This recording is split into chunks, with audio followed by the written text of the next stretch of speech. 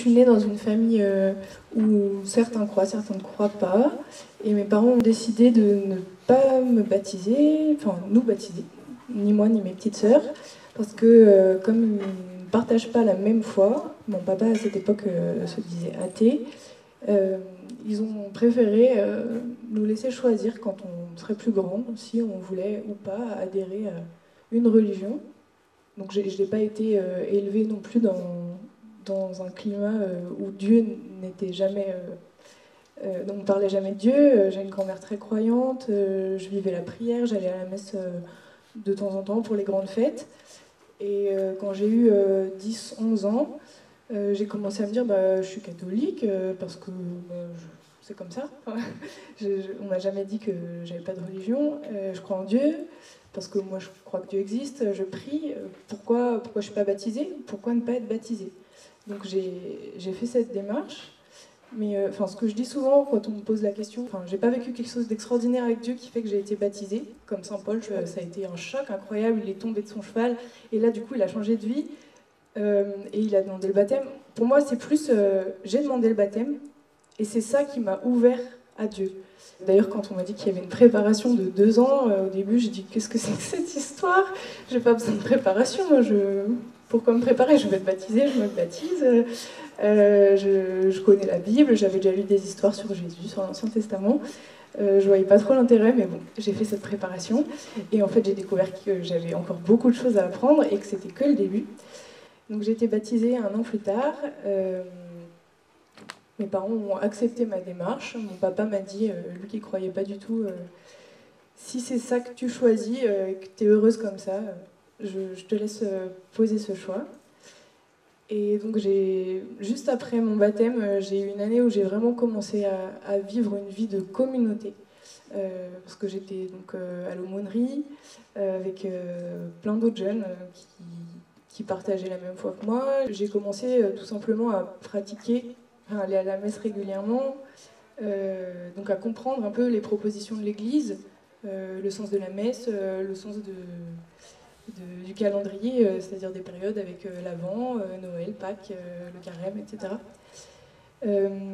Donc ça, c'était vraiment le temps très fort qui a suivi mon baptême. Et puis après ça, pendant à peu près 1 an, j'ai expérimenté le doute pour la première fois. Et donc pendant 1 an, j'étais vraiment dans cette phase où je restais un peu à l'écart. Après ma persévérance, c'est cette année un peu de réflexion, j'ai vraiment rechoisi Dieu à travers le sacrement de confirmation, parce que j'ai vécu un pèlerinage à Lourdes où j'ai compris que Dieu était présent dans les petites choses auprès de moi, que c'était lui qui permettait le bien. Donc j'ai continué ce chemin. Donc lycéenne, avec toujours à chaque fois des étapes.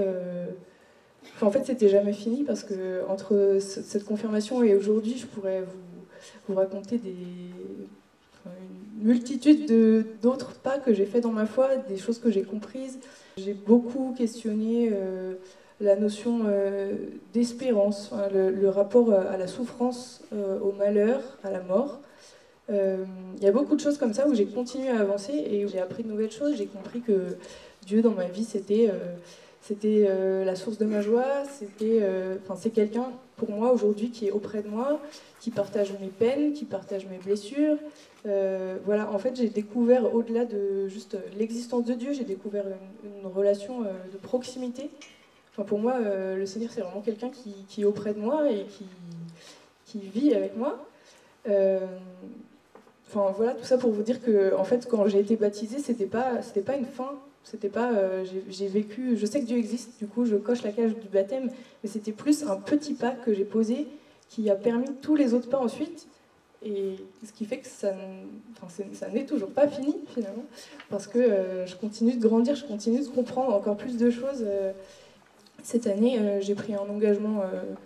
Je suis volontaire en service civique, donc j'ai une vie prise plus professionnellement, par autre chose, et donc j'ai moins le temps de m'investir, et en fait je me rends compte que tout ce que j'ai reçu avant, ça m'a nourri, et maintenant je découvre le Seigneur, mais plus dans le concret de ma vie.